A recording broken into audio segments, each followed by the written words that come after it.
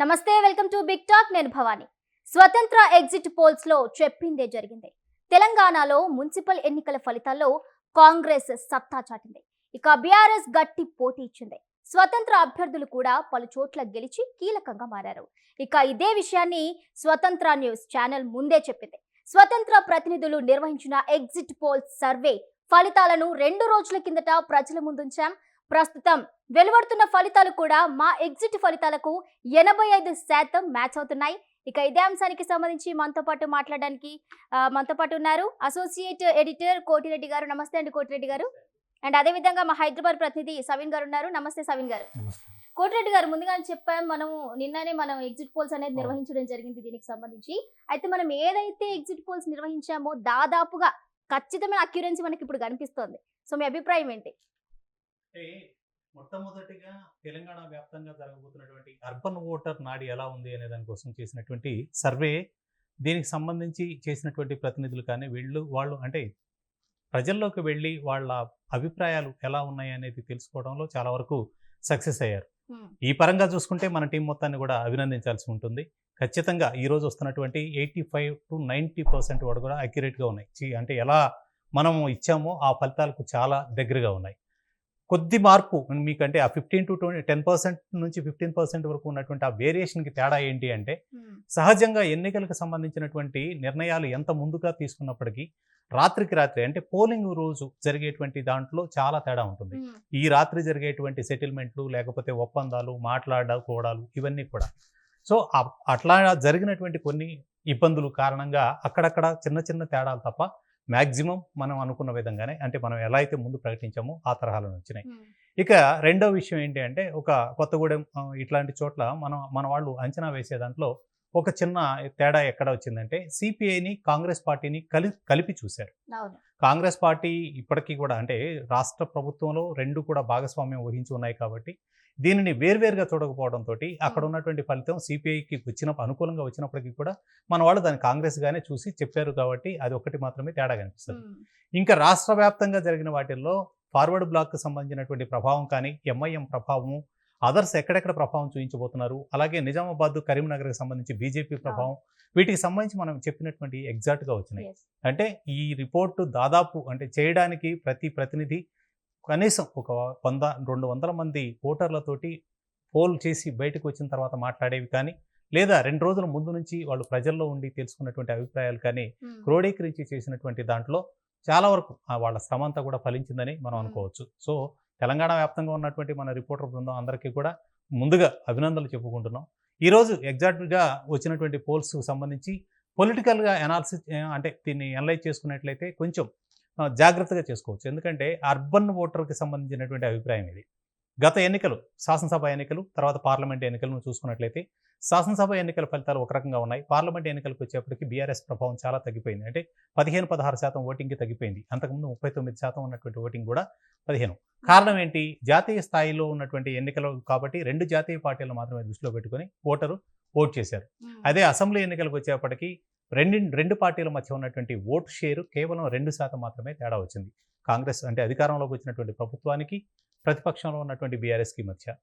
అయితే ఆ రోజు ఉన్నటువంటి ఫలితాల్లో గ్రామీణ ఓటర్ మొత్తం కూడా కాంగ్రెస్ వైపు మొగ్గు చూపారు. అర్బన్ ఓటర్ అంతా కూడా బీఆర్ఎస్ వైపు ఎక్కువగా మొగ్గు చూపారు. అయితే సహజంగా లోకల్ బాడీస్కి వచ్చేప్పటికీ అర్బన్ ఓటర్ అయినా, రూరల్ ఓటర్ అయినా ఏ పార్టీ అయితే అధికారంలో ఉంటుందో ఆ పార్టీ వైపు ఎక్కువగా మొగ్గు చూపుతారు. కారణం చాలా సింపుల్. ఎందుకంటే అధికారంలో ఉన్నటువంటి ప్రభుత్వం ఏదైతే ఉందో దాని ద్వారా మాత్రమే డెవలప్మెంట్కి అవకాశాలు ఉంటాయి. మిగిలిన ఏ పార్టీకి వేసినప్పుడు కూడా ప్రయోజనాలు ఉండవు. మళ్ళీ రాబోయే 3 ఏళ్ల పాటు అధికారం మారే అవకాశాలు లేవు కాబట్టి సో ఎక్కువగా మొగ్గు చూపే అవకాశం ఉంది. ఇలాంటి సమయంలో కూడా 30% పైన బీఆర్ఎస్ ప్రభావం చూపించింది. ఇది చాలా చాలా చాలా చోట్ల అధికారాన్ని అంటే చైర్మన్ పీఠాన్ని కైవసం చేసుకునేదాకా కూడా వచ్చింది. మున్సిపాలిటీలో, కార్పొరేషన్లో అంత పెద్ద ప్రభావం లేదు. అంటే అక్కడ చూసిన డివిజన్ల పరంగా కొన్ని గెలుచుకున్నప్పటికీ కూడా మేయర్ పీఠాన్ని దక్కించుకునే పరిస్థితి అయితే రాలేదు. కానీ మున్సిపాలిటీల్లో మాత్రం చాలా తీవ్రమైనటువంటి ప్రభావం చూపించింది. అది గత ఎన్నికలు అంటే మొన్న అసెంబ్లీ ఎన్నికలు కాకుండా అంతకుముందు బీఆర్ఎస్ రెండోసారి అధికారంలోకి వచ్చినప్పుడు జరిగినటువంటి లోకల్ బాడీ ఎలక్షన్స్ని చూసినట్లయితే కేవలం కాంగ్రెస్ పార్టీ 3 చోట్ల మాత్రమే చైర్పర్సన్ స్థానాలు దక్కించుకుంది. ఇవాళ బీఆర్ఎస్ దాదాపు 28-30 చోట్ల నెగ్గినటువంటి పరిస్థితి కనిపిస్తోంది. సరే, ఇది మనకు ఉన్నటువంటి అంచనానే, మనం ఇచ్చినటువంటి అంచనానే కావచ్చు. కానీ అర్బన్ ఓటర్ మైండ్ సెట్ అప్పటికి ఇప్పటికి పెద్దగా మారలేదు అని చెప్పడానికి ఇది ఒకటి. ఇక కాంగ్రెస్ పార్టీకి సంబంధించినంత వరకు వాళ్ళు చెప్పినటువంటి దాంట్లో దీన్ని రెఫరెండంగా తీసుకోలేము. ఎలా అంటే ఇంకొక 3 ఏళ్ల పాటు మారేది కాదు. ఇప్పటివరకు చేసిన దానికి సో ప్రజలు ఏదో అభిప్రాయాన్ని మార్చుకొని ఓటు చేశారనుకోలేము. అర్బన్ ఓటర్ శైలి ఇదంతా కూడా. ఇప్పుడు బీఆర్ఎస్ ప్రభావం చూసేటువంటి ఏరియాలు కూడా మీరు చూడండి. ఖచ్చితంగా హైదరాబాద్ సరౌండింగ్‌లో ఉన్నటువంటి ప్రాంతాల్లోనే ఎక్కువగా బీఆర్ఎస్ ప్రభావం కనిపిస్తూ వస్తుంది. ఎందుకు అది ప్రభావం బీఆర్ఎస్ పట్టణాల్లో ప్రజల్లో? అంటే గత ఎన్నికల్లో కూడా అదే రిఫ్లెక్ట్ అయింది. ఇప్పుడు హైదరాబాద్‌లో ఉన్నటువంటిది మొన్న బై ఎలక్షన్స్‌ని తీసేస్తే హైదరాబాద్‌లో ఉన్నటువంటి స్థానాల్లో ఒక చోట కూడా ఎంఐఎం లేదంటే బీఆర్ఎస్ తప్పితే కాంగ్రెస్ పార్టీకి ఒక స్థానం కూడా రాలేదు. సో అర్బన్ ఓటరు బీఆర్ఎస్‌ని నమ్మాడు పూర్తిగా. బీఆర్ఎస్ కారణంగానే ఇక్కడ ఈ డెవలప్మెంట్ కానీ, ఈ రియల్ ఎస్టేట్ కానీ, ఇతర అంశాలు కానీ, ఈ ప్రతి గ్రోత్ కూడా దాని ద్వారా వచ్చింది అని నమ్మారు. ఈరోజు కూడా పెద్ద దానికి భిన్నమైనటువంటి అభిప్రాయం వచ్చినట్టు ఏం కనిపించలేదు. ఒకటి. రెండవది, కేసీఆర్ ఒక చోట కూడా ఎన్నికల ప్రచారం చేయలేదు పూర్తిగా. ఆ బాధ్యత అంతా కొన్ని చోట్ల కేటీఆర్ మ్యాక్సిమం తీసుకున్నారు, కొన్ని చోట్ల హరీష్ రావు చేశారు తప్పితే మిగతా చోట్ల ఎక్కడ చేయలేదు. ఇక వీళ్ళ ఎన్నికల శైలి ప్రచారం కూడా అభివృద్ధి దానికి సంబంధించింది కొంత జరిగినప్పటికీ దానికంటే వ్యక్తిగతమైనటువంటి దోషణల మధ్య ఎక్కువగా జరుగుతూ వచ్చింది. సో ప్రజలు దీన్ని పట్టించుకోలేదు. వాళ్ళు ఎటైతే ఓటు వేయాలనుకున్నారో అది నిర్ణయించుకొని దానికి తగ్గట్టే ఓటు వేశారనేది మనకి స్పష్టంగా కనిపిస్తూ ఉంది. ఇక ఫార్వర్డ్ బ్లాక్కి సంబంధించినటువంటి అంశం చాలామంది విస్మరించినా కూడా మనం ముందే చెప్పాం, దీని ప్రభావం చాలా తీవ్రంగా ఉంటుంది. ఇవాళ ఒక మున్సిపాలిటీని గెలుచుకునేటువంటి స్థాయికి వచ్చింది. కారణం కూడా చాలా సింపుల్. ఎందుకంటే సింగరేణి ప్రాంతం అంతా కూడా ఇంతకుముందు కవిత నాయకత్వంలో అక్కడ జరిగినటువంటి కార్యక్రమాలు కావచ్చు, ఇంకోటి కావచ్చు, ఒక బలమైనటువంటి వర్గంగా అక్కడ ఏర్పడింది. సో ఈ రోజున ఫార్వర్డ్ బ్లాక్ కూడా అక్కడ తీవ్రమైనటువంటి ప్రభావం చూపించింది. చాలా చోట్ల ఎంఐఎం కూడా అలాగే చెప్పింది. ఇక మన ఎగ్జిట్ పోల్లో మనం చెప్పినటువంటిది చాలా వరకు ఇటు ఉన్నటువంటి అంటే నల్గొండ, ఖమ్మం జిల్లాలు పూర్తి స్థాయిలో క్లీన్ స్వీప్ చేసేటువంటి అవకాశం ఉంది కాంగ్రెస్ పార్టీ అని చెప్పాము. ఇందులో ఖమ్మం జిల్లా పూర్తి స్థాయిలో క్లీన్ స్వీప్ అయిపోయింది. నల్గొండ జిల్లాకు సంబంధించి ఒకే ఒక్కటి నాకు తెలిసి తిరుమలగిరి అని, తిరుమలగిరి ఒక్క స్థానం మాత్రమే బీఆర్ఎస్కి గెలిచింది. మిగిలినటువంటి అన్ని స్థానాలు కూడా కాంగ్రెస్ పార్టీ గెలిచింది. అలాగే వరంగల్ జిల్లాలో చాలా చోట్ల హోరాహోరీ జరుగుతుందని చెప్పాము, అలాగే జరిగింది. మెదక్ జిల్లాలో ఉన్నటువంటి చాలా స్థానాల్లో బీఆర్ఎస్ మంచి పోటీ ఇచ్చేటువంటి అవకాశం ఉందని చెప్పాము. అలాగే నిజామాబాదు, కరీంనగర్ జిల్లాల్లో బీజేపీ ప్రభావం తీవ్రంగా ఉందని చెప్పాము. ఇవన్నీ కూడా క్లియర్గా తెలియదు. సో అంటే మొత్తంగా మనం ఏదైతే చెప్పామో దానికి ఎగ్జాక్ట్గా రిజల్ట్ రావడం అనేది మన వాళ్ళు చేసినటువంటి నిజంగానే వాళ్ళు పెట్టినటువంటి ఎఫర్ట్ మాత్రం చాలా అద్భుతమైనటువంటి ఎఫర్ట్ అని మనం ఖచ్చితంగా చెప్పుకోవచ్చు. సవిన్ గారు, మీరు చెప్పండి. ఎగ్జిట్ పోల్స్ మనం అయితే ముందే నిర్వహించడం జరిగింది. దానికి తగ్గట్టుగానే ఇప్పుడు మనం ఫలితాలు కూడా చూడడం జరుగుతుంది. అండ్ అదే విధంగా మీరు ఫీల్డ్ వర్క్ వెళ్ళినప్పుడు సర్వే కోసం అయితే వెళ్ళడం జరిగింది. ప్రజల యొక్క అభిప్రాయం ఏ విధంగా ఉంది? దానికి తగ్గట్టుగానే ఇప్పుడు ఖచ్చితంగా ఉంది. అండ్ అదేవిధంగా మీకు ఏ విధంగా అనిపిస్తోంది ఇప్పుడు?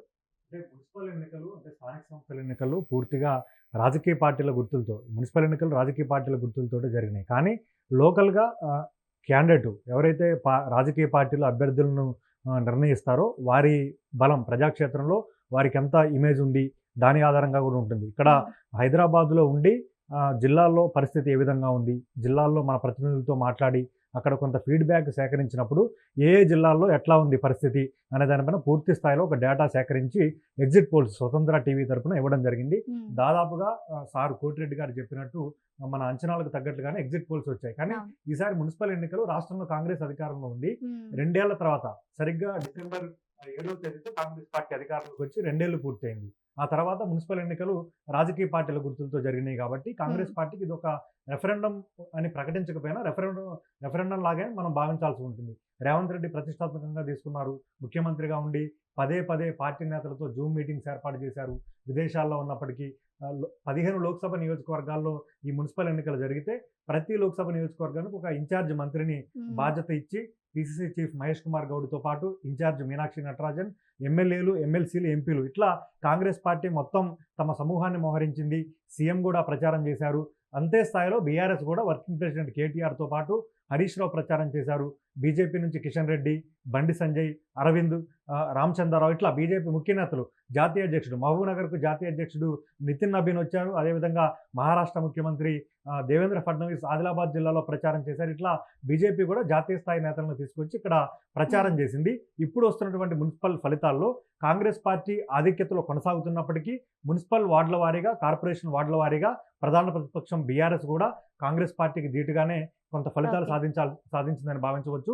బీజేపీ కూడా అనుకున్న స్థాయిలో మున్సిపాలిటీల్లో పాగా వేయకపోయినప్పటికీ నిజామాబాద్, కరీంనగర్ ఈ 2 కార్పొరేషన్లో తాము ఏదైతే ముందుగానే ఆ 2 కార్పొరేషన్లు బీజేపీ గెలుస్తుందని భావించామో అట్లాగే ఫలితాలు వచ్చాయి. కొత్తగూడెం కార్పొరేషన్ ఒకటే, అక్కడ సిపిఐ రాష్ట్ర కార్యదర్శి అక్కడ లోకల్గా ఎమ్మెల్యేగా ఉన్నారు కొననేని సాంబశివరావు. మొదటి నుంచి అక్కడ కొననేని సాంబశివరావుకు కొంత స్పెషల్ ఇమేజ్ ఉంటుంది. కొత్తగూడెం సిపిఐ పట్టణ కార్యదర్శి నుంచి రాష్ట్ర కార్యదర్శి స్థాయికి ఎదిగారు. సింగరేణి హెడ్ క్వార్టర్ కాబట్టి సిపిఐకి ఏఐటీసీ సంఘాలు కూడా అక్కడ బలంగా ఉంటాయి. ఇప్పుడు మున్సిపల్ ఎన్నికల్లో, రాష్ట్రంలో అసెంబ్లీ ఎన్నికల్లో, లోక్సభ ఎన్నికల్లో సిపిఐ కాంగ్రెస్ తో కలిసి పనిచేసిన కొత్తగూడెంలో మాత్రం పొత్తు కుదరలే. సిపిఐ ఏమని అడిగిందంటే, రాష్ట్ర వ్యాప్తంగా కాంగ్రెస్ కి సపోర్ట్ చేస్తున్నాం కాబట్టి కొత్తగూడెం సిపిఐకి వదిలేయండి, మేయర్, డిప్యూటీ మేయర్ స్థానాలు సిపిఐకి ఇవ్వమని అడిగింది. కానీ అక్కడ రాష్ట్ర రెవెన్యూ శాఖ మంత్రి పొంగులేటి శ్రీనివాసరెడ్డి, ఖమ్మం ఎంపీ రామసహాయం రఘురామరెడ్డి వీళ్ళిద్దరూ ప్రెస్టేజ్ గా తీసుకొని అక్కడ కొత్తగూడెంలో అభ్యర్థులు నిలబెట్టారు. 22 వార్డులు సిపిఐ గెలుచుకోగా 22 కాంగ్రెస్ గెలిచింది. ఇక సిపిఎం 1, బీఆర్ఎస్ 8, బీజేపీ 1, ఇతరులు 6 స్థానాల్లో గెలిచారు. BRS working president KTR open statement ఇచ్చారు. మేము కొత్తగూడెంలో కాంగ్రెస్ సిపిఐ పార్టీకి మద్దతు ఇస్తాము, సిపిఐ రాష్ట్ర కార్యదర్శి కొననేని సాంబశివరావుతో మాట్లాడాము, సిపిఐకి మద్దతు ఇవ్వబోతున్నామని చెప్పారు. దాన్ని కొననేని సాంబశివరావు కూడా రిసీవ్ చేసుకున్నారు. కొత్తగూడెంలో పరిణామాలు ఏ విధంగా ఉంటాయి? 16వ తేదీన మేయర్ ఎన్నిక జరుగుతుంది కాబట్టి అప్పుడు పరిణామాలు ఏమైనా మారతాయా, లేకపోతే సిపిఐకే మేయర్ సీట్ వెళ్తుందా అనేది ఇక్కడ ఆసక్తికరంగా మారింది. Right, okay సవిన్. కేంద్ర మంత్రి బండి సంజయ్ మీడియాతో మాట్లాడుతున్నారు. ఇప్పుడు లైవ్ చూద్దాం.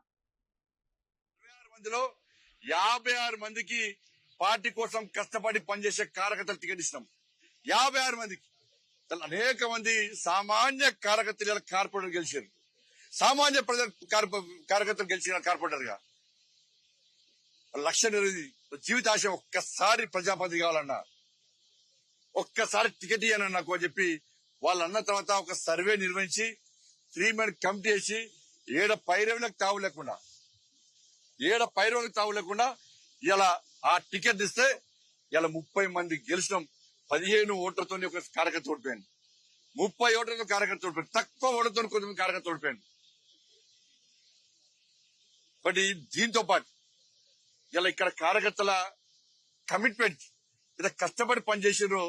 దాదాపు వారం రోజుల పాటు అన్న ఓటేయండి, అమ్మ ఓటేయండి, అంకుల్ ఓటేయండి, ఆంటీ ఓటేయండి, తమ్ముడు ఓటేయండి, కేంద్రంలో మోడీ ప్రభుత్వం ఉంది, మేము నిధులు తీసుకొస్తాం, మేము అభివృద్ధి చేస్తాం, మాకు అవకాశం ఇవ్వండి అని చెప్పి ఇలా అనేక మంది కార్యకర్తలు, నాయకులందరూ కూడా వాళ్ళ సొంత ఇక్కడ వాళ్ళందరూ కూడా వాళ్ళ సొంత పనులు వదిలిపెట్టి, కుటుంబాలను వదిలిపెట్టి ఇలా కరీంనగర్ లో ఇంటికి దండం పెట్టి రిక్వెస్ట్ చేసి ఇలా ఓట్లు వేసుకున్నారు. ఇవాళ మేము మొదలు చెప్పినాం, బాజాప్తా చెప్తున్నాం, బరాబర్ గెలిచినాం, బాజాప్తా చెప్పినాం, బరాబర్ గెలిచినాం. ఇక్కడ ఇదంతా ప్రజల ఆశీర్వాదం, ప్రజల యొక్క నరేంద్ర మోడీ గారి మీద ప్రజలకున్న ఆప్యాయత, నరేంద్ర మోడీ గారి మీద ప్రజలకున్న అభిమానం, నరేంద్ర మోడీ గారి మీద ప్రజలకున్న విశ్వాసం. కాబట్టి అవన్నీ కూడా వాళ్ళ అన్ని కలిసి వాళ్ళ గెలిచినాం. చాలా సంతోషం అనిపిస్తున్నది. కానీ రాబోయే రోజుల్లో ఈ పార్టీ ఆ పార్టీ అనకుండా అందరిని కలుపుకొని కరీంనగర్ అభివృద్ధి కోసం నరేంద్ర మోడీ గారికి కలిసి మా ప్రియతమ నేత నన్ను ప్రోత్సహించేటువంటి, భుజం తట్టి ప్రోత్సహించేటువంటి, నాకు ఏ ఇబ్బంది వచ్చినా ఏదొచ్చినా నేనున్నా అని చెప్పి నన్ను ముందుకు నడిపించే నా అమిత్ షా గారి యొక్క సహకారంతో, ఇలా నితిన్ నబీన్ గారి యొక్క ఆలోచనతోని, రామచంద్రరావు గారి నేతృత్వంలో ఇలా మేము ముందుకు వస్తాం, అభివృద్ధి అంతా చూపడతాం. ఇదే కాదు, ఇలా కరీంనగర్ లో ఏ విధంగా విజయం సాధించడమో వాళ్ళ హైదరాబాద్ భాగ్యనగర్ కూడా రేవంత్ రెడ్డి గారి ప్రభుత్వం సొంత ఆస్తులు అన్నదమ్ములు వంచుకున్నట్టు, వీళ్ళు కష్టపడ్డ ఆస్తులు అన్నదమ్ములు వంచుకున్నట్టు రేవంత్ రెడ్డి గారు, ఓవైసీ కుటుంబం ఇద్దరు కలిసి హైదరాబాద్ ను పంచుకునే ప్రయత్నం చేశారు, విభజించే ప్రయత్నం చేశారు. ఎంఐఎం పార్టీకి ఒక ఏరియాను గుత్తా రాసిచ్చి మీరు దీన్ని దున్నుకోండి, మీరు సంపాదించుకోండి, కబ్జాలు చేయండి, దొంగదందాలు చేయండి, లంగదందాలు చేయండి, ఇతర దేశ ఉగ్రవాళ్ళకు స్థావరాలు ఇవ్వండి, మీరు చేయడానికి దండంతా చెయ్యండి అని చెప్పి ఇలా ఎంఐఎం పార్టీలకు ఒక ఏరియా రాయించిండు రేవంత్ రెడ్డి గారు. ఇలా కాంగ్రెస్ పార్టీకి మరణ శాసనం కాబోతుందని గుర్తుంచుకోవాలి రేవంత్ రెడ్డి గారు. ఎస్, బరాబర్ జిహెచ్ఎంసీ ఎన్నికల్లో ఏవైతే మూడు కార్పొరేషన్ చేసినావో ఒక ఎంఏ పార్టీకి రాసిచ్చి ఇంకా 2 మేమే గెలుస్తామని చెప్పి రేవంత్ రెడ్డి గారు వాళ్ళ కాంగ్రెస్ పార్టీ విరవుతున్నది. సవాల్ లేదు. అలా అక్కడ చెప్తున్నాం, బరాబర్ జాబ్తా చెప్తున్నాం. హైదరాబాద్ లో కూడా ఇలా కాషాయం జెండాన్ని ఎగిరేయడానికి తెలంగాణ రాష్ట్ర వ్యాప్తంగా ఇలా భారతీయ జనతా పార్టీ కార్యకర్తలు కసితో ఉన్నారు. ఇలా ఆతృతతో ఉన్నారు. ఎప్పుడు హైదరాబాద్ లో నోటిఫికేషన్ వస్తుంది, ఈ 3 కార్పొరేషన్లలో కూడా కాషాపు జెండా రెప్పరెప్పలాడే అద్భుత సన్నివేశాన్ని రేవంత్ రెడ్డికి చూపెట్టాలి, ఓవైసీ కుటుంబాన్ని చూపెట్టాలని చెప్పి ఇలా భారతీయ జనతా పార్టీ కార్యకర్తలందరూ కూడా రామచంద్ర గారి నేతృత్వంలో ముందుకొస్తున్న విషయాన్ని రేవంత్ రెడ్డి గుర్తుంచుకోవాలి. అలా గింత మూర్ఖత్వమా? రాజకీయాల కోసం ఎంఏ పార్టీకి దాసోహమై ఎంఏ పార్టీ మోచేతి నీళ్లు తాగి ఒక ఏరియాను రాసిస్తే ఇలా భారతీయ జనతా పార్టీ కార్యకర్తలు చేతులు ముడుచుకొని కూర్చోలేరు. కార్యకర్తలు రగిలిపోతున్నారు, ఆవేశంతో ఊగిపోతున్నారు. ఎట్టి బస్లో కాంగ్రెస్ పార్టీకి ఎంఏ పార్టీ గుణపాఠం చెప్పాలని చెప్పి వాళ్ళు రెడీగా ఉండాలనే విషయాన్ని ఎస్ కోటిరెడ్డి గారు, ఇప్పటివరకు మనం బండి సంజయ్ మాట్లాడిన మాటలైతే మనం విన్నాం. నిజంగానే ప్రజల్లో బీజేపీకి ఆదరణ ఉందంటారా, కరువైందంటారా? ఇంకొకటి ఏంటంటే, ఇప్పుడు మనం ఈ మున్సిపల్ ఎన్నికల ఫలితాలు చూసిన తర్వాత అంటే ప్రజల్లో కాంగ్రెస్ తరపున మంచి ఆప్యాయత, అనురాగం ఇలాంటివి అవి అన్ని బాండింగ్ అనేది పెరిగింది అనుకోవచ్చు. బీఆర్ఎస్ ఏమంటుందంటే, ఇప్పటివరకు కూడా ప్రజల్లో మాకు వ్యతిరేకత లేదు, కొన్ని డబ్బులు పంచడం ఇలాంటి ఆక్రమణలు చేసిన తర్వాత మమ్మల్ని ఇలా మోసం చేయడం జరిగింది అంటూ చెప్పడం జరుగుతుంది. అసలు వీటిని ఏ విధంగా చూడాలంటారు? నిజమేనా? వ్యతిరేకత నిజంగానే పెరిగిందా? ప్రజల్లో అంటే వ్యతిరేకత పెరిగింది అని మనం స్పష్టంగా చెప్పలేం ఇప్పటికి. ఎందుకంటే 2 సంవత్సరాలు కొంత తక్కువ కాలమే. పూర్తిగా 5 ఏళ్ళు గడిచినాయి లేదా 4 ఏళ్ళు గడిచిపోయినాయి అంటే 5వ సంవత్సరం ఎన్నికలకు పోబోతున్నారు. ఈలోపు ఏం చేశారు అనే దానికి ఒకటి. రెండవది, ప్రభుత్వ పరంగా వాళ్ళ నిధుల సమస్య వాళ్ళకి ఉంటుంది కొంతవరకు. చేపట్టేటువంటి అభివృద్ధి కార్యక్రమాలు ఇంకా ప్రజలకు ఏమీ చేరువ అవ్వలేదు. దీర్ఘకాలికమైనటువంటి ప్రాజెక్టులు ఇంతవరకు కూడా ఆచరణలోకి రాలేదు, ప్రకటన రూపంలోనే ఉన్నాయి. మూసీ దగ్గర నుంచి, మూసీ ప్రక్షాళన దగ్గర నుంచి మిగతా అన్ని వాళ్ళు ప్రకటించిన అన్ని కూడా ఫ్యూచర్ సిటీ అన్నారు, వాటికి సంబంధించినవి కానీ ఏదైనా సరే ఇంకా పూర్తి స్థాయిలో గ్రౌండింగ్ అవ్వలేదు. సో వీటి తాలూకు ఫలితాలు చూసేటువంటి పరిస్థితి ఇంకా ప్రజలకు పూర్తిగా రాలేదు. సో ఇది వ్యతిరేక ఓటు అని మనం అనుకోవడానికి ఇది లేదు. అట్లాగే రెండవది, వాళ్ళు ఇచ్చినటువంటి హామీల్లో చాలా వరకు అమలు చేశారు. ఏది సంక్షేమానికి సంబంధించి ప్రకటించినవి పూర్తి స్థాయిలో అవ్వలేదు కానీ బట్ చాలా వరకు చేసుకుంటూ వచ్చారు. అంటే ఉచిత బస్సు లాంటివో, లేకపోతే విద్యుత్ కానీ, అలా కాకుండా వీళ్ళకి సంబంధించినటువంటి మరో ఉచిత కరెంటు, ఇట్లాంటివన్నీ కూడా చేసుకుంటూ వచ్చారు. గ్యాస్ ఇవ్వడము, కరెంట్ ఇవ్వడం, ఇట్లాంటివన్నీ కూడా చేసుకుంటూ వచ్చారు. సో ప్రజలకు కొంతవరకు చేరువవుతోంది. అయితే మధ్యతరగతి వర్గాల్లో దీని మీద ఎలాంటి అభిప్రాయం ఉంది? ఉచిత బస్సు కావాలన్నటువంటి దీనివల్ల ప్రయోజనం పొందుతున్నటువంటి వ్యక్తులంతా ఒక రకంగా ఉన్నారు. అలాగే దీని కారణంగా ఇబ్బంది పడుతున్నటువంటి ఎగువ మధ్య తరగతి ప్రజల్లో దాని మీద వ్యతిరేక భావం కూడా ఉంది. సో ఇది 2 రకాలుగానే ఉంది. అందుకని పూర్తి స్థాయిలో వ్యతిరేకతను లేకుంటే లేదు అని చెప్పలేదు. ఇంకొకటి అంటే ఇప్పుడు బండి సంజయ్ గారు చెప్తున్నారు బరాబర్ గెలిచిన. బరాబర్ అంతకుముందు కూడా ఆయన కరీంనగర్కి గెలిచాడు, పార్లమెంట్ సభ్యుడు అయి ఉన్నాడు. సో ఇవాళ కొత్తగా వచ్చింది ఏం లేదు కదా. అక్కడ ఆల్రెడీ అక్కడ ఓటు బ్యాంక్ ఉంది, మీరు గెలిచారు ఆ స్థానం. మొన్న 8 మంది ఎంపీలు ఉన్నారు, అంతకుముందు 8 మంది ఎమ్మెల్యేలు ఉన్నారు. సో ఇవాళ కొత్తగా వస్తున్నటువంటిది లేదు. పోయినసారి జిహెచ్ఎంసీ ఎన్నికల్లో కూడా బీజేపీ కొంత ప్రభావం చూపించింది. అంటే అది రిలీజియస్గా ఉన్నటువంటి హైదరాబాద్లో ఉన్నటువంటి రిలీజియస్. ఇప్పుడు కూడా చూడండి, ఆయన కాంగ్రెస్ పార్టీ కంటే కూడా ఎంఐఎంను ఎక్కువగా టార్గెట్ చేస్తూ మాట్లాడుతూ వస్తున్నారు. అంటే ఎంతకీ కూడా ఆ భావజాలాన్ని తీవ్రంగా ప్రజల్లోకి తీసుకువెళ్ళి దాని ద్వారా లబ్ధి పొందేటువంటి ప్రయత్నం ఆ పార్టీ చేస్తూ ఉంది. సో దాని పాలసీ కూడా అదే కాబట్టి దానికి సంబంధించింది. సరే, ఇది అంటే ఒక రకమైనటువంటి రెఫరెండం అని పూర్తిగా చెప్పలేం కానీ కొంతవరకు బీఆర్ఎస్ అయితే కొంత స్ట్రాంగ్గా ఉంది అని ప్రజల్లో ఒక నమ్మకం కలిగించడం, క్యాడర్ ఇంకా కూడా స్ట్రెంగ్తెన్ అవ్వడానికి ఇది ఉపయోగపడింది. ఇప్పుడున్నటువంటి ఫలితాలు కాంగ్రెస్ పార్టీ అధికారంలో ఉంది కాబట్టి ఆటోమేటిక్ గెలవడం అనేది చాలా కావాలి. తర్వాత ఇప్పుడు మనం చెప్పుకుంటూ వస్తున్నాం ఎగ్జిట్ పోల్ మాది ఎగ్జాక్ట్ పోల్ అయిపోయింది అని. అసలు మనం ఏం చెప్పాము అనేది కూడా వాళ్ళకి చెప్పాలి. కార్పొరేషన్కి సంబంధించినంత వరకు కొన్ని చెప్తాను నేను. మొన్న మనం ఎగ్జిట్ పోల్ సంబంధించి కరీంనగర్ కార్పొరేషన్కి వచ్చేసి ఇప్పుడు అధికారంలోకి వస్తున్నామని వాళ్ళు చెప్తున్నారు. ఆల్రెడీ వాళ్ళు గెలిచాం 30 స్థానాలు అని చెప్తున్నారు. మనం ఇచ్చినటువంటిది బీజేపీకి సంబంధించి 27 నుంచి 30 స్థానాల మధ్య గెలుస్తుందని చెప్పేసి మనం ప్రకటించాం. ఈ రోజున ఖచ్చితంగా 30 స్థానాలు బీజేపీ గెలిచింది. సో మిగతా పార్టీలు ఎన్ని గెలిచినాయి అనేది ఇక్కడ ఇంపార్టెంట్ కాదు. అక్కడ ఎంఐఎం ప్రభావం కూడా కొంత ఉంటుందని చెప్పాము. వాటికి సంబంధించి అదర్స్లో కొన్ని స్థానాలు గెలిచారు. ఇక రెండవది మహబూబ్ నగర్కి సంబంధించి, మహబూబ్ నగర్లో కాంగ్రెస్ పార్టీ లీడ్ చేస్తుందని చెప్పాము. అక్కడ కాంగ్రెస్ పార్టీ అధికారంలోకి వచ్చే అవకాశం ఉంటుందన్నాం. అది పూర్తి స్థాయి మెజారిటీ వస్తుందా రాదా అనేది కూడా చెప్పలేము మనం చెప్పినటువంటిది. అయితే మహబూబ్నగర్ సంబంధించి కాంగ్రెస్ 30 స్థానాల వరకు 60 డివిజన్లో 30 స్థానాల దగ్గరికి వచ్చే అవకాశం ఉందని చెప్పాం. సో ఈ రోజున కూడా ఇంచుమించు 25 స్థానాలు ఇప్పటికీ గెలిచింది అని స్పష్టంగా ప్రకటించేశారు. నిజామాబాద్కు సంబంధించి నిజామాబాద్కు ఇప్పుడు బీజేపీకి 20 నుంచి 22 స్థానాలు వస్తాయని చెప్పాం. ఇప్పుడు ఉన్నటువంటి ఫలితాలు 22 అక్కడ డివిజన్లో గెలుచుకుంది. దాని అలాగే మంచిర్యాలకు సంబంధించినంత వరకు కాంగ్రెస్ 42 నుంచి 45 స్థానాలు గెలుచుకుంటుందని చెప్పేసి మనం ముందు మన ఎగ్జిట్ పోల్లో క్లియర్గా చెప్పాం. ఈ రోజున కాంగ్రెస్ 44 డివిజన్లు గెలిచింది పూర్తిగా. అంటే 42 నుంచి 45. ఈ వేరియేషన్ ఎప్పుడు కూడా ఒక 10 to 20% వేరియేషన్ తోటే ఖచ్చితంగా ఇస్తాం, కానీ ఎగ్జాక్ట్గా ఈ స్థానంలో గెలుస్తారు అని చెప్పడానికి మనమేమి ఇక్కడ జాతకాలు రాయడం లేదు. సో అది తర్వాత రామగుండం కార్పొరేషన్కి సంబంధించి కాంగ్రెస్ పార్టీ ఇప్పుడు గెలిచినటువంటిది 38 స్థానాలు. 60 డివిజన్లో మనం ఇచ్చింది 35 నుంచి 40 స్థానాల మధ్య, గెలిచింది 38. అంటే దాదాపుగా మనం చెప్పినటువంటి ఫిగర్ మధ్యలో క్లియర్గా కనిపిస్తూ ఉంది. కొత్తగూడెంకి సంబంధించి సిపిఐ కానీ సిపిఎం ఒక స్థానం, సిపిఐ 28 స్థానాలు గెలిచింది. సో అదర్స్ ఇది గెలిచారు. మనం అంటే కాంగ్రెస్ పార్టీ ఖాతాగా చూసి దాన్ని చెప్పాం కాబట్టి దాన్ని ఒక స్పష్టత చెప్పలేము. కాంగ్రెస్ పార్టీ కానీ మిత్రులు కానీ కలిసి 30 స్థానాల వరకు గెలుస్తారని మనం ఇచ్చాము. ఈ రోజున అది 29 స్థానాలు సిపిఐతో ఉంది.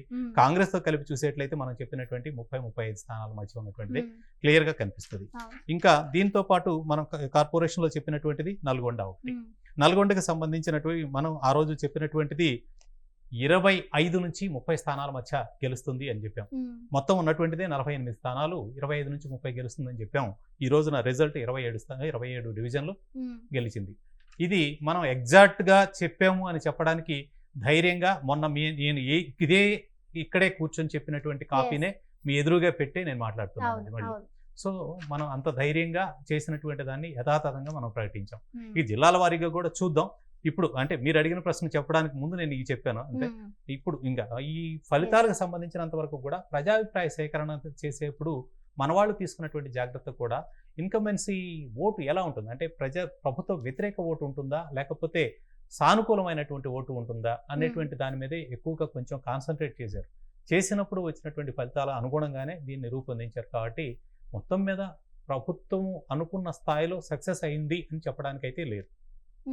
ప్రభుత్వం మీద ఉన్నటువంటి ఆ కొద్దిపాటి వ్యతిరేకత కావచ్చు, లేదా అర్బన్ ఓటర్, ఇక్కడ రూరల్ ఓటర్కి అర్బన్ ఓటర్కి మధ్య ఒక చిన్న తేడా ఉంటుంది. ఇక్కడ ఎక్కువగా విద్యార్థికులు ఉంటారు. ఈ విషయం చాలా క్లియర్. ఎప్పుడు కూడా అర్బన్ ఓటర్లో అంటే అక్కడ లిటరసీ రేట్ కొంచెం ఎక్కువగా ఉంటుంది గ్రామీణ ప్రాంతాలతో పోల్చిన. సో వాళ్ళకి ఒక అవగాహన కూడా స్పష్టంగా ఉంటుంది. ఫ్యూచర్ మీద అవగాహన ఉంటుంది, జాతీయ రాజకీయాలు స్థానిక రాజకీయాల మీద అవగాహన ఉంటుంది. సో వాళ్ళు డిసైడ్ అయినటువంటి తీరు కూడా కొంచెం డిఫరెంట్గా ఉంటుంది మిగతా వాళ్ళకి. ఇది అంటే గ్రామాలకి దీన్ని వర్తింపు చేయలేము, కానీ అర్బన్ ఓటర్ తీర్పు ఖచ్చితంగా కాంగ్రెస్ పార్టీ మీద కొంత వ్యతిరేకం. ఎందుకంటే 30-35% ఓటర్లు వాళ్ళని పక్కన పెట్టారు అధికారంలో ఉన్నప్పుడు. మరి ఇది గతంతో పోల్చినప్పుడు అంతకుముందు కాంగ్రెస్ పార్టీ 3 మున్సిపాలిటీలు గెలుచుకున్నటువంటి పరిస్థితి నుంచి 30 స్థానాలు గెలుచుకున్నటువంటి బీఆర్ఎస్ అంటే 10 times వీళ్ళు ఎక్కువగా బలంగా ఉన్నట్లే కదా. అంటే వాళ్ళు అధికారంలోకి రావడానికి 3 స్థానాల నుంచి రాష్ట్రంలో ప్రభుత్వాన్ని చేపట్టేదాకా వచ్చారు. వాళ్ళు 30 స్థానాలు ఉన్నటువంటి వాళ్ళు ఇంకా ఎంత బలంగా ఉంటారు అనేటువంటిది చూడాలి.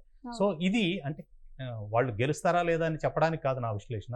నేను చెప్పేది ఏంటి అంటే కేడర్లో ఏదైతే బీఆర్ఎస్ కేడర్ ఉందో నీరుగారిపోతుంది, కేడర్ అంతా కూడా దెబ్బతింటుంది అనేటువంటి అభిప్రాయం నుంచి మేము మళ్ళీ బలంగా పైకి వస్తున్నాం అనేటువంటి అభిప్రాయం కలిగితే ఆ కేడర్ మరింత ఉత్సాహంగా ముందుకెళ్ళేటువంటి అవకాశం ఉంటుంది. అది ప్రభుత్వానికి చాలా ఇబ్బందికరంగా కూడా మారవచ్చు.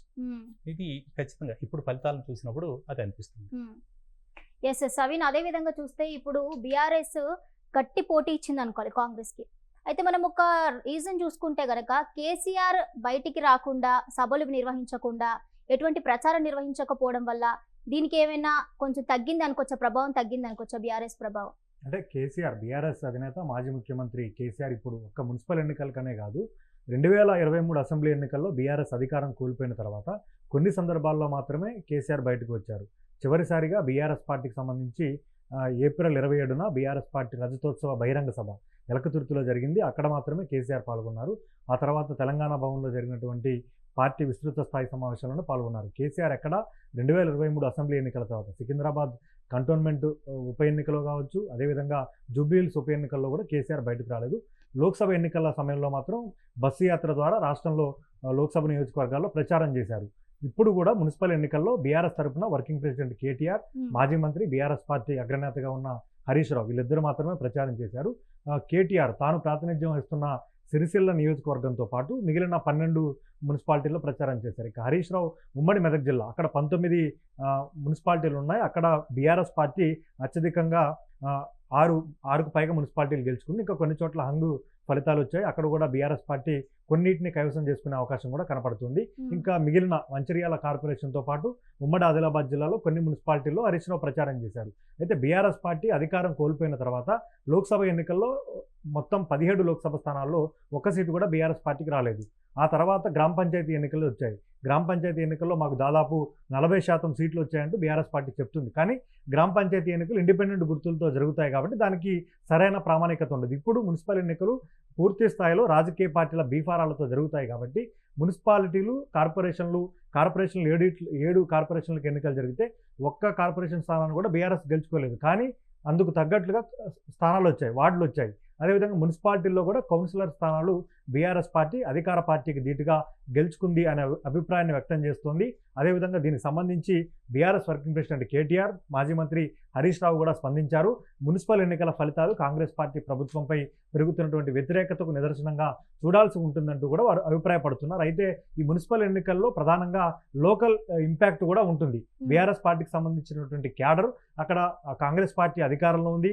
కాంగ్రెస్ పార్టీకి సంబంధించినటువంటి ఎమ్మెల్యేలు కావచ్చు, లోకల్ కాంగ్రెస్ పార్టీలో ఉన్నటువంటి బలమైన నాయకులు అక్కడ చేసే కొంత వీళ్ళని ఇబ్బంది పెట్టే దాంట్లో కూడా కొంత కసిగా క్యాడర్ పనిచేస్తుందని చెప్పుకోవచ్చు. ఆ ఇంపాక్ట్ ఇప్పుడు మున్సిపల్ ఎన్నికల్లో మనకు స్పష్టంగా కనపడింది. దీంతో బీఆర్ఎస్ పార్టీ ఏ విధంగా ముందుకు వెళ్తుంది భవిష్యత్తులో అనేది కూడా కీలకంగా మారింది. త్వరలో జిహెచ్ఎంసీ ఎన్నికలు జరగబోతున్నాయి. మే నెల తర్వాత మరికొన్ని మున్సిపల్ కార్పొరేషన్లకు వరంగల్ కావచ్చు, ఖమ్మం కావచ్చు, సిద్దిపేట లాంటి మున్సిపాలిటీల్లో కూడా ఎన్నికలు జరగబోతున్నాయి. ఇట్లా బీఆర్ఎస్ పార్టీ భవిష్యత్తులో ఎట్లాంటి నిర్ణయాలు తీసుకుని ముందుకు పోతుంది. క్యాడర్ను ఇప్పటివరకు బీఆర్ఎస్ పార్టీకి సంబంధించి కమిటీలు లేదు. గ్రామ స్థాయి నుంచి రాష్ట్ర స్థాయి వరకు త్వరలో కమిటీలు ఏర్పాటు చేస్తామంటూ పదే బీఆర్ఎస్ పార్టీ చెప్తుంది. కాబట్టి పూర్తి స్థాయిలో పార్టీ పునర్నిర్మాణంపై కూడా పార్టీ భవిష్యత్తులో దృష్టి పెట్టే అవకాశం ఉంది. త్వరలో పార్టీ ప్లీనరీని కూడా ఏర్పాటు చేసుకునే అవకాశం కూడా మనకు కనపడుతుంది. ఒక రకంగా మున్సిపల్ ఎన్నికలు కొంత బీఆర్ఎస్ పార్టీకి బూస్టప్ ఇచ్చాయని చెప్పుకోవచ్చు. ఎందుకంటే బీఆర్ఎస్ గతంలో అధికారంలో ఉన్నప్పుడు 2019లో మున్సిపల్ ఎన్నికలు జరిగినాయి, 2019-20 మధ్య. అప్పుడు బీఆర్ఎస్ పార్టీ పూర్తి స్థాయిలో ఏకపక్షంగా విజయాలు సాధించింది. కాంగ్రెస్ పార్టీ ప్రతిపక్షంలో ఉండి పూర్తి స్థాయిలో చేతులు ఎత్తేసిన పరిస్థితి ఉంది. ఇప్పుడు బీఆర్ఎస్ ప్రతిపక్షంలో ఉన్నప్పటికీ లోకల్గా క్యాడర్ గట్టిగా నిలబడటంతో పాటు బీఆర్ఎస్ పార్టీ ఎమ్మెల్యేలు ఉన్న చోట పోరాటం చేశారు. అదేవిధంగా బీఆర్ఎస్ పార్టీకి సంబంధించి ఎన్నికల షెడ్యూల్ రాకముందే 116 మున్సిపాలిటీలు, 7 మున్సిపల్ కార్పొరేషన్లకు ఇన్ఛార్జీలను ప్రకటించి వారిని క్షేత్రస్థాయికి పంపించి ఫీడ్బ్యాక్ తీసుకోవడం, వారితోటి బీఫారంలు ఇప్పించడం, ప్రచారం చేపించడం, అదేవిధంగా పూర్తి స్థాయిలో మానిటరింగ్ చేయడం. ప్రాంతీయ పార్టీ కాబట్టి కొంత క్షేత్రస్థాయిలో ఏం జరుగుతుందనే ఫోకస్ కూడా ఉంటుంది. కాబట్టి బీఆర్ఎస్ పార్టీ ప్రతిపక్షంలో ఉన్న ఈ మేరకు ఫలితాలు సాధించిందని మనం భావించాల్సి ఉంటుంది. వెల్కమ్ బ్యాక్ కోటిరెడ్డి గారు. అదేవిధంగా చూస్తే ఇప్పుడు నేరేడు చెరలో కూడా జనసేన ఒక స్థానాన్ని గెలుచుకోవడం జరిగింది. అండ్ అదేవిధంగా చూస్తే జాగృతి కూడా వడ్డేపల్లిలో ఒక స్థానాన్ని గెలుచుకోవడం జరిగింది. అయితే ఇప్పుడు మున్సిపల్ ఎన్నికల్లో ఈ 2 పార్టీలు కూడా బోని కొట్టాయి అనుకోవచ్చా? అండ్ అదేవిధంగా వీటి ప్రభావం కొనసాగుతుంది అని మనం భావించవచ్చా? అంటే జాగృతి అని ప్రత్యేకంగా చెప్పలేము. ఇది ఎందుకంటే ఫార్వర్డ్ బ్లాక్ గతంలో కూడా అక్కడ పోటీ చేసినప్పుడు అక్కడ జాగృతి కలిసింది. ఫార్వర్డ్ బ్లాక్ 2 ఒకటే. సో జాగృతి అయినా ఫార్వర్డ్ బ్లాక్ అయినా ఇప్పుడు ఒకటిగానే చూడాలి.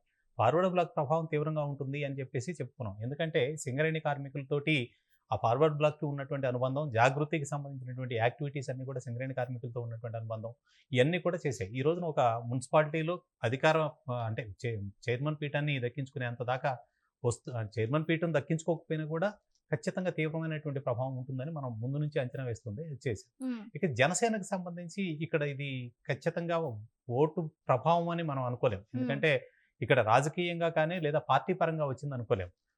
ఏదైనా ఒక వార్డులో ఇప్పుడు పవన్ కళ్యాణ్కి సంబంధించినటువంటి అభిమానులు కొంత ఎక్కువగా ఉన్నటువంటి ప్రాంతాల్లో వచ్చేటువంటి ప్రభావం తప్పితే ఇక్కడ దాదాపు 2500 పైగా ఉన్నటువంటి వార్డుల్లో జరిగింది ఇవాళ ఎన్నికల ఫలితాలు వచ్చినాయి. వాటిల్లో ఒక చోట వచ్చింది అంటే ఖచ్చితంగా అది అభిమానంతో గెలిపించుకున్నటువంటిదే కానీ రాజకీయంగా బోణీ చేసింది అనుకోవడానికి పెద్దగా అంటే స్కోప్ అయితే అలా అనుకునేంత మనకేమి కనిపించదు.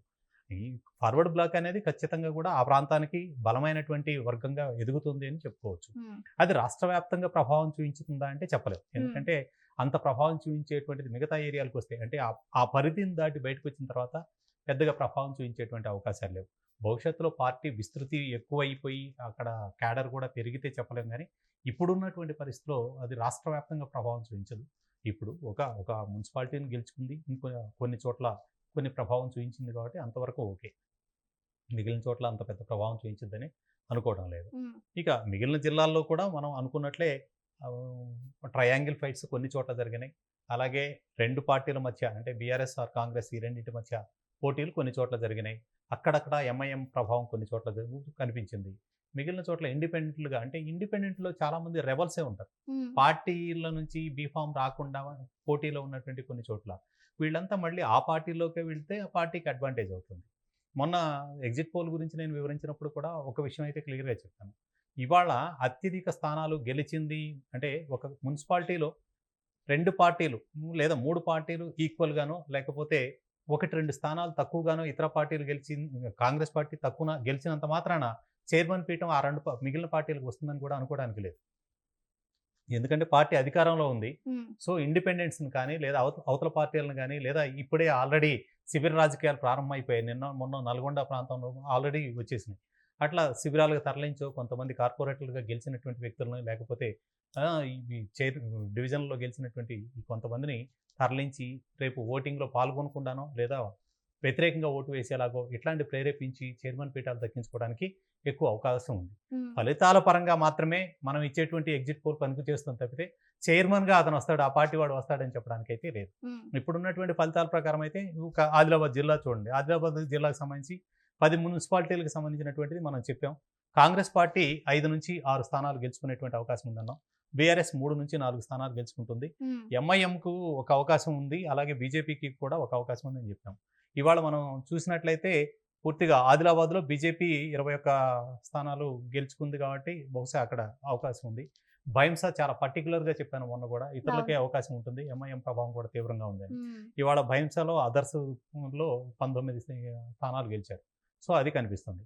అట్లాగే బీఆర్ఎస్ వచ్చేసి 4 మున్సిపాలిటీలు గెలుచుకుంది. మనం చెప్పింది కూడా అంతే, 3 నుంచి 4 గెలుచుకుంటుందని. కాంగ్రెస్ కూడా 5 నుంచి 6 అని చెప్పాం, 5 స్థానాలు గెలిచింది. సో ఈ ఎగ్జిట్ పోల్స్ ఆ రోజు చెప్పినటువంటి దానికి ఎగ్జాక్ట్గా వచ్చినటువంటి ఫిగర్స్ మనకి కళ్ళ ముందు కనిపిస్తూ ఉన్నాయి. అట్లా కరీంనగర్కి సంబంధించినవి కూడా మనం చెప్పినటువంటి ఫిగర్స్ అన్ని ఇంచుమించుగా దగ్గరగా ఉంటాయి. హుజూరాబాద్ మున్సిపాలిటీ కాంగ్రెస్ పార్టీకి వస్తుందని చెప్పాం. కాంగ్రెస్ పార్టీ క్లియర్గా చెప్పాం 14 నుంచి 16 స్థానాలు గెలుస్తుందని. ఇవాళ 16 స్థానాలు మాత్రమే గెలిచింది. అట్లాగే జమ్మికుంటకి సంబంధించింది కూడా అలా ముందు నుంచి చెప్తూ వచ్చాం. బీఆర్ఎస్ ఆధిక్యత చూపుతుంది, హోరాహోరీ ఫైట్ ఉంటుందని. బీఆర్ఎస్ ఆధిక్యత చూపించింది అంటే కాంగ్రెస్ పార్టీ 10 స్థానాల్లో గెలిస్తే బీఆర్ఎస్ 12 స్థానాలు గెలిచింది. కానీ రేపు అదర్స్ 4 ఉన్నారు కాబట్టి రేపు ఈ స్థానం ఎవరు చైర్మన్ అవుతారనేది మనం చెప్పలేము. అలాగే జగిత్యాల మున్సిపాలిటీకి సంబంధించి కూడా మనం చాలా క్లియర్గా చెప్పినటువంటిది, కాంగ్రెస్ పార్టీ 22 నుంచి 26 స్థానాల్లో గెలిచే అవకాశం ఉందన్నాం. ఇవాళ కాంగ్రెస్ 23 స్థానాలు గెలిచింది. ఇక మిగతా స్థానాలు రాయకల్కి సంబంధించి కూడా అంతే చెప్పాం. దీంట్లో అయితే బీజేపీకి ఎక్కువ అవకాశం ఉంటుందని చెప్పాం, కానీ ఎన్ని వార్డులు గెలుస్తుంది అనేది చెప్పలేకపోయాం. మనం మొత్తం మీద 3 నుంచి 5 స్థానాలు అన్నాం. 5 స్థానాలు గెలిచింది ఆ రోజు. బీజేపీకి ఎడ్జ్ ఉంటుందని చెప్పాం. చొప్పదండికి సంబంధించినంత వరకు చొప్పదండిలో కాంగ్రెస్ పార్టీకి అధికారంలోకి వస్తుందని చెప్పాం. 9 స్థానాల వరకు గెలుచుకుంటుందన్నాం. ఓ స్థానం అధికంగానే 10 స్థానాలు గెలుచుకుంది. ఇక్కడ ధర్మపురి మున్సిపాలిటీకి సంబంధించి 15 వార్డులో కాంగ్రెస్ పార్టీ 11 దాకా 12 గెలిచే అవకాశం ఉందన్నాం. ఇక్కడ కొద్దిగా చిన్న తేడా ఏంటి అంటే 15 అంటే క్లీన్ స్వీప్ చేసింది. అక్కడ ప్రతిపక్షం అనేది లేకుండా పూర్తి స్థాయిలో 15 స్థానాలు గెలుచుకుంది. అట్లాగే మెట్పల్లికి సంబంధించి కూడా బీజేపీకి అవకాశం ఉందని చెప్పాం. బీజేపీ ఇవాళ అత్యధిక స్థానాలు గెలుచుకొని 10 స్థానాలతోటి ఉంది. కాంగ్రెస్ బీఆర్ఎస్ పోటాపోటీగా 6 స్థానాలు మాత్రమే గెలుచుకున్నాయి. అదర్స్ ఒక 4 ఉన్నారు కాబట్టి ఇది ఎట్లా ఉంటుందో తెలియదు. సిరిసిల్ల ఆ రోజు కూడా చెప్పాము, ఈ రోజు అది చెప్పాము. సిరిసిల్ల అనగానే కేటీఆర్ గుర్తొస్తారు. ఇక్కడ ఎట్టి పరిస్థితుల్లో ఆధిక్యతగా బీఆర్ఎస్ చూపిస్తుందని. ఇవాళ ఖచ్చితంగా 27 స్థానాలు బీఆర్ఎస్ గెలుచుకుంది అక్కడ. అట్లాగే వేములవాడకి సంబంధించి కాంగ్రెస్ పార్టీకి అవకాశం ఉందని చెప్పాం. కాంగ్రెస్ పార్టీకి సంబంధించినంత వరకు 13 స్థానాలు ఇవాళ గెలుచుకుంది. మనం చెప్పినటువంటిది కూడా ఇంచుమించు 10 నుంచి 12 స్థానాలు గెలుచుకుంటుందని చెప్పాం. ఈ తర్వాత మందరికి సంబంధించి ఖచ్చితంగా కాంగ్రెస్ గెలుస్తుందని చెప్పాం. మందరిని కీలకమైనటువంటి నియోజకవర్గం కూడా వాళ్ళకు. సో పెద్దపల్లి కూడా అంతే, కాంగ్రెస్ పార్టీకి సంబంధించి పెద్దపల్లి మందన నియోజకవర్గాలు ప్రతినిధులే ఈ రోజున రాష్ట్ర మంత్రివర్గంలో ఉన్నారు కాబట్టి ఖచ్చితంగా వీటికి సంబంధించినంత వరకు గెలుపులకు అవకాశాలు కాంగ్రెస్కే ఉంటుందని ముందే చెప్పాం. అవన్నీ కూడా కాంగ్రెస్ పార్టీ మందనిలో 11 స్థానాలు గెలిచింది. అంటే అక్కడ ఉన్నదే 13 వార్డులు, అందులో 11 గెలిచింది. సో పెద్దపల్లికి సంబంధించి కూడా 27 గెలిచింది 36 ఇంట్లో. సో సుల్తానాబాద్ కూడా కాంగ్రెస్ పార్టీ మనం చెప్పినటువంటిది ఒక 10 స్థానాల వరకు రావచ్చాను, 12 గెలిచింది. ఇక ఖమ్మం జిల్లా అయితే క్లీన్ స్వీప్ అవుతుందని చెప్పాం. ఇంచుమించు అది పూర్తి స్థాయిలో జరిగిపోయింది. దీనికి సంబంధించి నల్గొండ జిల్లాలో చెప్పింది కూడా అంతే, క్లీన్ స్వీప్ అవుతుంది కాంగ్రెస్ పార్టీ అని చెప్పాం. దీనిలో తిరుమలగిరి ఒకటి మాత్రమే అంచనా కొంత తప్పింది. అక్కడ బీఆర్ఎస్ ఒకటి అధికారంలోకి వచ్చింది. నిజామాబాద్కు సంబంధించి కూడా నిజామాబాద్లో చాలా చోట్ల బీజేపీ ప్రభావం ఎక్కువగా ఉన్నప్పటికీ కాంగ్రెస్ ఆధిక్యత ఉంటుందని చెప్పాం. ఇందులో బీజేపీ అనుకున్న ప్రకారమే ఖచ్చితంగా కామారెడ్డిలో మంచి ఫైట్ చేసింది. అయితే కాంగ్రెస్ ఒక స్థానం అధికంగానే సాధించింది కాబట్టి ఇక్కడ ఎట్లా ఉంటుందనేది, అంటే దాదాపు క్లీన్ స్వీపే. బీజేపీ 18 స్థానాలు ఉంటే కాంగ్రెస్ 19 గెలుచుకుంది. సో ఇక్కడ అధికారం ఎట్లా చేతులు మారుతుందనేది మనం ఇంకా చెప్పలేము. ఎందుకంటే 49 ఇంట్లో ఏది కూడా పూర్తి స్థాయిలో 50% పైన లేవు కాబట్టి ఇక్కడ ఇంటర్నల్గా జరిగేటువంటి రాజకీయాలకు అనుగుణంగానే నిజామాబాద్కు సంబంధించినటువంటి రాజకీయాల అవకాశం ఉంది. అట్లాగే మహబూబ్ నగర్కి సంబంధించినటువంటి ఈ 18 మున్సిపాలిటీల్లో కూడా మనం చెప్పినటువంటి ఫలితాలకి చాలా దగ్గరగా కనిపిస్తూ ఉన్నాయి. ఇందులో కనిపించేటువంటి వాటిల్లో దేవరకద్రాకి సంబంధించింది కూడా కాంగ్రెస్ పార్టీ గెలుస్తుందని చెప్పాం. 6 స్థానాలు ఖచ్చితంగా గెలిచింది. ఇట్లాగే అమరచింతకు సంబంధించి కూడా 3 పార్టీలు పోటాపోటీగా ఉంటాయి అని చెప్పాము. ఇక్కడ ఉన్నటువంటి 10 వార్డుల్లో 3 పార్టీలు 3 స్థానాలు చొప్పున గెలిచాయి. అంటే ఒకటి ఇండిపెండెంట్ ఎవరో గెలిచారు. సో 3 స్థానాలు గెలుచుకుంది. ఇక భూత్పూర్కి 10 స్థానాల్లో కాంగ్రెస్ పార్టీ 6 నుంచి 7 గెలిచే అవకాశం ఉంటుంది అనుకున్నాం. కాంగ్రెస్ 7 గెలిచింది. నారాయణపేటలో కూడా అలాగే ఉంటుంది అనుకున్నాం. 24 స్థానాలు గాను ఇక్కడ బీఆర్ఎస్ ఒక 10 స్థానాల వరకు వస్తుంది అనుకున్నాం. కానీ ఇక్కడ కొంతవరకు తేడా ఏంటి అంటే బీజేపీ 11 స్థానాలు గెలిచింది. బీజేపీ మనం అనుకున్న ప్రకారం అయితే 8 స్థానాల వరకు ఉంటుంది అనుకున్నాం. ఒక 3 స్థానాలు అధికంగా గెలిచింది. అలంపూర్కు సంబంధించి కూడా అలాగే ఇక్కడ ఇంచుమించు హోరాహోరీ ఫైట్ ఉందని మనం అనుకుంటే ఈ రోజున బీఆర్ఎస్ కాంగ్రెస్ 5 స్థానాలతోటి రేపు 10లో అంటే ఎవరికి వస్తుంది అనే తెలియదు. ఎవరిని కొనగలిగితే వాళ్ళకి అనుకూలంగా ఉంటుందేమో తెలియదు ఇక్కడ. అలాగే వడ్డేపల్లి కూడా పూర్తిగా అదర్స్లోకి వచ్చింది. వడ్డేపల్లి అదర్స్ మీన్స్ ఇందాక చెప్పినటువంటి ఫార్వర్డ్ బ్లాక్ వచ్చింది వడ్డేపల్లి పూర్తిగా. సో జాగృతి ఆధ్వర్యంలో ఉన్నటువంటి వాళ్లకు ఇక్కడ చైర్మన్ వచ్చేటువంటి. ఐజాలో 20 స్థానాలకు సంబంధించి మనం కాంగ్రెస్ బీఆర్ఎస్ మధ్య టఫ్ ఫైట్ ఉంది. అయితే బీఆర్ఎస్కి ఆధిక్యత ఉంది అని చెప్పాము. బీఆర్ఎస్ ఇవాళ 13 స్థానాలు గెలుచుకుంది. అట్లాగే గద్వాల్, నాగర్ కర్నూలు, కలవకుర్తి అన్నీ కూడా కాంగ్రెస్ పార్టీ ఆధిక్యత ఉందని చెప్పాం. కాంగ్రెస్ పార్టీ ఈ రోజున గెలుచుకుంది. అట్లా కొత్తకోటకి సంబంధించినటువంటిది కూడా కాంగ్రెస్ పార్టీ బీజేపీ మధ్య ఎక్కువగా ఉంటుంది. అయితే వీటిల్లో కాంగ్రెస్ పార్టీ 10 స్థానాలు గెలుచుకుంది. ఆత్మకూరులో 10 వార్డులు ఉంటే ఇందులో మెజారిటీ స్థానాలు కాంగ్రెస్ గెలుచుకుంటుంది అని చెప్పాము. అది బీజేపీ 4 వచ్చే అవకాశం ఉందన్నాము. మిగిలినవి అన్ని కూడా గెలుచుకుంటుందని చెప్పాం. అలాగే 6 స్థానాలు కాంగ్రెస్ పార్టీ గెలుచుకుంది. ఇక కోస్లీలోని 16 స్థానాలు ఉన్నాయి. దీంట్లో కూడా కాంగ్రెస్ పార్టీ కైవసం చేసుకుంటుందని మనం అంచనా వేశాం. దానికి సంబంధించి కాంగ్రెస్ 16 స్థానాలు గెలిచింది. అంటే ఇక్కడ క్లీన్ స్వీప్ చేసింది, ప్రతిపక్షం అనేది లేకుండా. మద్దూరుకు సంబంధించి కూడా కాంగ్రెస్ 10 స్థానాలు గెలిచే అవకాశం ఉందన్నాం. 9 స్థానాలు గెలిచింది. మక్తల్లో బీజేపీ హవాక కొంత ఉన్నప్పటికీ కూడా కాంగ్రెస్ పార్టీ గెలిచే అవకాశం, ఆధిపత్యం ఉంటుందన్నాం. సో కాంగ్రెస్ పార్టీ ఇక్కడ 12 గెలిచింది. కొల్లాపూర్లో కాంగ్రెస్ కైవసం చేసుకుంటుందని చెప్పాం. అయితే మనం వేసుకున్నటువంటి 19లో 15 స్థానాలు వస్తాయి అనుకున్నాం. కాంగ్రెస్ 16 స్థానాలకు వచ్చింది. ఇక మెదక్ జిల్లాలో చాలా వరకు హోరాహోరీ ఉంటుందనుకున్నాం. ఎందుకంటే హైదరాబాద్ వాతావరణం ఎక్కువగా మెదక్ జిల్లాకు కూడా ఆ ఇంపాక్ట్ చూపిస్తుందని చెప్పి. అందుకనే ఇక్కడ మనం చూసినట్లయితే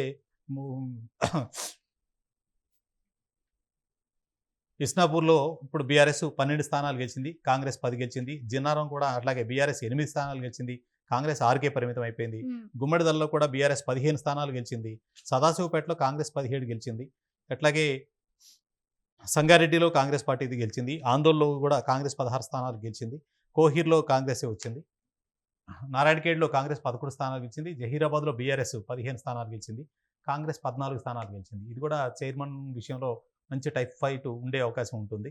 అట్లాగే మెదక్లో ఉన్నటువంటి మిగిలిన 32 వార్డులకి సంబంధించి బీఆర్ఎస్ 15 స్థానాలు గెలిస్తే కాంగ్రెస్ 14 గెలిచింది. ఈ 2 స్థానాలు హోరాహోరీ ఉంటాయి అనుకున్నాం, అలాగే జరిగింది. రామాయంపేటలో కూడా కాంగ్రెస్ పార్టీ ఆధిక్యత ఉంటుంది అనుకున్నాం. కాంగ్రెస్ ఒక 6 స్థానాలు వస్తుంది అనుకుంటే 8 స్థానాలు గెలుచుకుంది.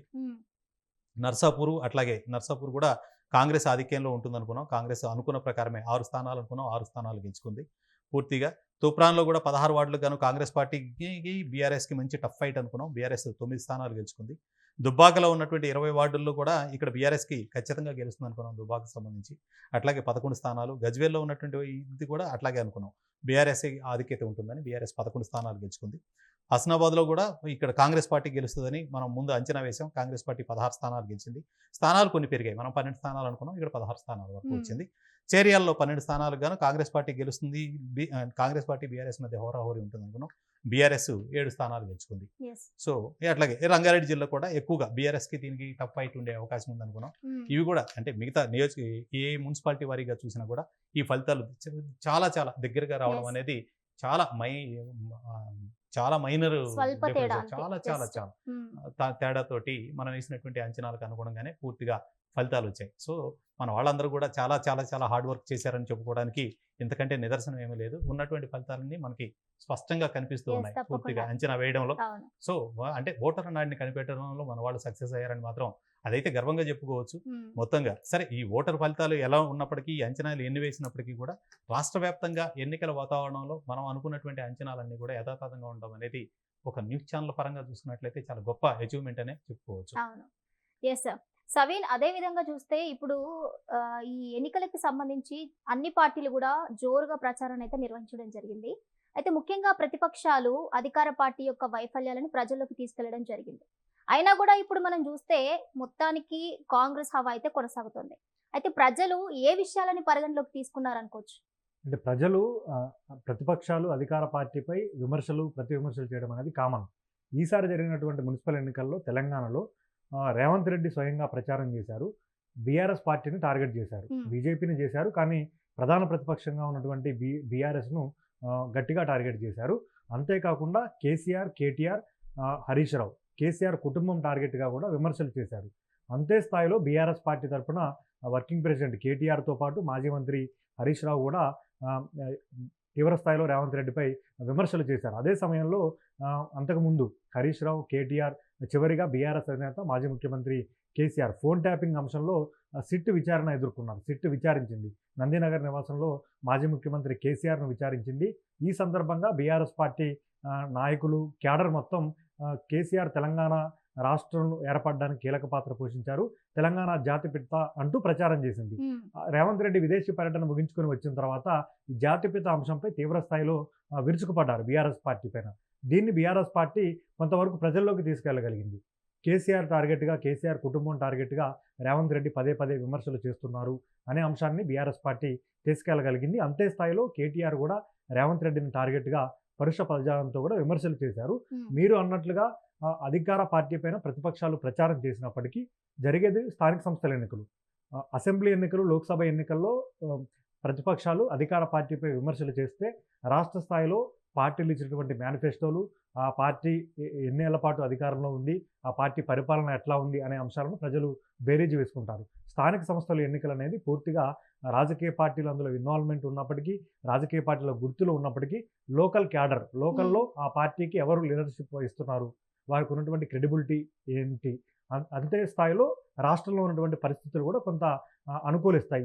వీటన్నిటి అంశాల ఆధారంగా ఈ ఎన్నికలు జరుగుతాయి. ఇప్పుడు మీరు చెప్పినట్లుగా బీఆర్ఎస్ పార్టీ కావచ్చు, బీజేపీ కావచ్చు, రేవంత్ రెడ్డి టార్గెట్గా, కాంగ్రెస్ పార్టీ టార్గెట్గా, అంతే స్థాయిలో కాంగ్రెస్ పార్టీ ప్రభుత్వం ఏర్పడిన తర్వాత అవినీతి పెరిగిపోయింది అనే అంశాన్ని కూడా పెద్ద ఎత్తున ప్రజల్లోకి తీసుకెళ్లే ప్రయత్నం చేశారు. సింగరేణి అంశం కావచ్చు, హిల్ట్ పాలసీ కావచ్చు, ఇట్లా అనేక అంశాలను ప్రజల్లోకి తీసుకెళ్లే ప్రయత్నం చేశారు. కానీ మున్సిపల్ ఎన్నికలు లోకల్ బాడీ ఎన్నికల కిందికి వస్తాయి కాబట్టి లోకల్ బాడీ ఎన్నికల్లో అధికార పార్టీకి ఉమ్మడి రాష్ట్రంలో చూసుకున్నా, 2 తెలుగు రాష్ట్రాల్లో చూసుకున్నా ఏ పార్టీ అధికారంలో ఉంటే ఆ పార్టీకి ఫేవర్గా స్థానిక సంస్థల ఎన్నికల ఫలితాలు వస్తాయి. కాబట్టి ఇప్పుడు మున్సిపల్ ఎన్నికలను కూడా మనం అందులో భాగంగానే చూడొచ్చు. కానీ హంగు ఫలితాలు ఎక్కువగా వచ్చినాయి. దాదాపు 20 మున్సిపాలిటీల వరకు హంగు ఫలితాలు మనకు కనపడుతున్నాయి. ఈ నెల 16వ తేదీన దీనికి సంబంధించి మున్సిపల్ చైర్మన్, వైస్ చైర్మన్, అదేవిధంగా కార్పొరేషన్లో మేయర్, డిప్యూటీ మేయర్ల ఎన్నిక ఉంది.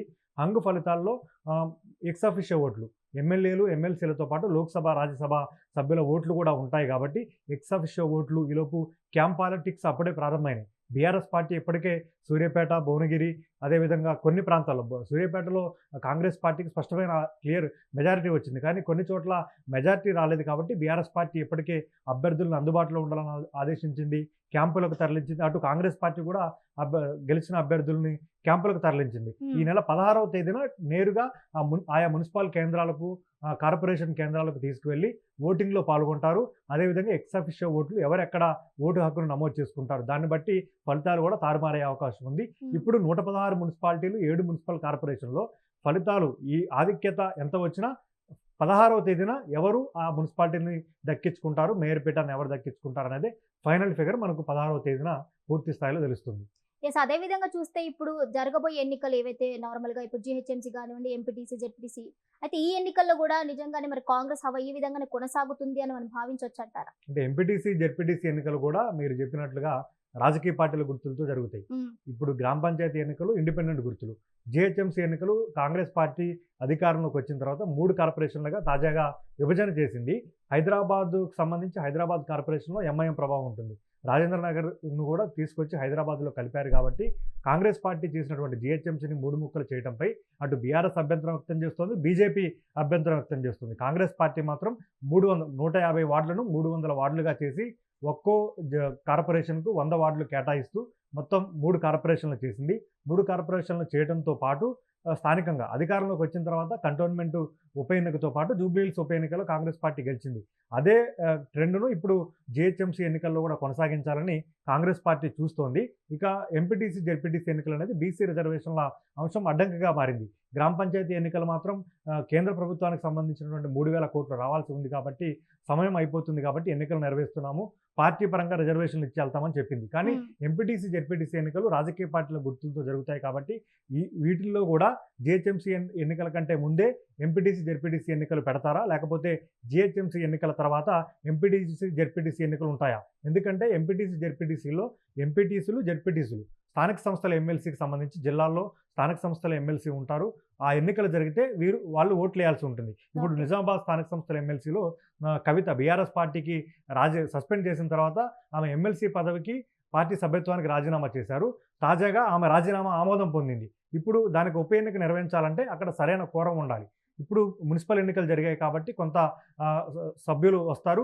ఎంపీటీసీ, జెడ్పీటీసీ ఎన్నికలు జరిగితే పూర్తి స్థాయిలో సభ్యులు వస్తారు కాబట్టి అప్పుడు ఆ ఎన్నిక నిర్వహించాల్సి ఉంటుంది. కాబట్టి ముందుగా ఎంపీటీసీ, జెడ్పీటీసీ ఎన్నికలు నిర్వహించి ఆ తర్వాతనే జిహెచ్ఎంసీ ఎన్నికలకు వెళ్తారనే ప్రచారం జరుగుతుంది. కాబట్టి ఈ ఎన్నికల్లో కూడా ఎంపీటీసీ, జెడ్పీటీసీ ఎన్నికల్లో కూడా కాంగ్రెస్ పార్టీ పూర్తి స్థాయిలో ఇప్పుడు గ్రామ పంచాయతీ ఎన్నికల్లో 40% సీట్లు మేము సాధించామని బీఆర్ఎస్ పార్టీ చెప్తోంది. అదేవిధంగా మాకే ఎక్కువ స్థానాలు వచ్చాయని కాంగ్రెస్ పార్టీ అంటోంది. కాబట్టి ఎంపీటీసీ, జెడ్పీటీసీ ఎన్నికలు ఇప్పుడు మున్సిపల్ ఎన్నికలు కాంగ్రెస్ పార్టీకి ఒక రకంగా మెజారిటీ స్థానాలు వచ్చినప్పటికీ ఒక హెచ్చరిక లాంటిది. ఎంపీటీసీ, జెడ్పీటీసీ ఎన్నికలకు కాంగ్రెస్ పార్టీ కొన్ని జాగ్రత్తలు తీసుకోవాల్సి ఉంటుంది. మంత్రుల మధ్య అనైక్యత కాంగ్రెస్ పార్టీలో సహజంగా జాతీయ స్థాయిలో కావచ్చు, ఎక్కడైనా ఏ రాష్ట్రంలోనైనా కాంగ్రెస్ పార్టీలో ఉండేటువంటి అంతర్గత విభేదాలు, వర్గపోరు, వీటన్నింటినీ కాంగ్రెస్ పార్టీ చక్కదిద్దుకోవాల్సి ఉంటుంది. అప్పుడు ఎంపీటీసీ, జెడ్పీటీసీ ఎన్నికలకు వెళ్తే బీఆర్ఎస్ పార్టీని ధీటుగా ఎదుర్కొనే అవకాశం కాంగ్రెస్ పార్టీకి ఉండే అవకాశం ఉంది. ఎస్, మొత్తానికి ఏదేమైనా కూడా స్వతంత్ర ఏదైతే ఎగ్జిట్ పోల్స్ చెప్పిందో అదే మనకు జరిగింది. ఖచ్చితంగా మన కళ్ళ ముందు ఆ ఫలితాలు కూడా కనిపించడం జరుగుతుంది. రైట్, థ్యాంక్ యూ కోటిరెడ్డి గారు, అదేవిధంగా సవిన్, థ్యాంక్ యూ సో మచ్ మీ అభిప్రాయాన్ని వ్యక్తపరిచినందుకు. చూసారు కదండి, ఇది ఇవాల్టి బిగ్ టాక్. మరో అంశంతో మళ్ళీ కలుద్దాం. అంటిల్ దెన్ కీప్ వాచింగ్ స్వతంత్ర.